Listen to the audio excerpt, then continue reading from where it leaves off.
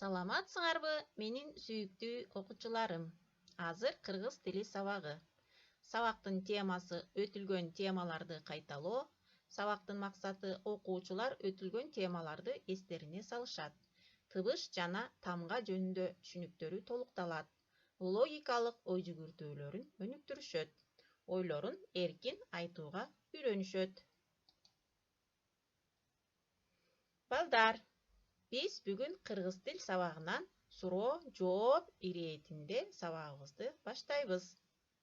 Биринчи суроо: кыргыз тилинде канча тамга бар?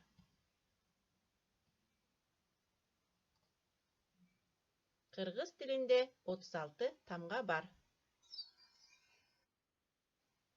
Экинчи суроо: кыргыз тилинде канча үндүү тыбыш бар? Кыргыз тилинде 14 үндүү тыбыш бар. Кыргыз тилинде канча үнсүз тыбыш бар? 22 үнсүз тыбыш бар. Ичке үндүүлөр канча? 7 ичке үндүү. Жоон үндүүлөр канча? 7 жоон үндүү. Кыска үндүүлөр канча? 8 кыска үндүү. Созулма үндүүлөр канча? 6 созулма үндүү. Жумшак үнсүздөр канча?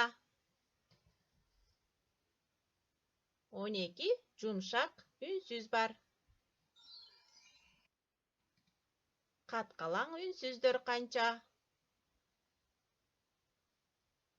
10 каткалаң үнсүз бар. Түгөйлүү үнсүздөр канча? 12 түгөйлүү үнсүз бар.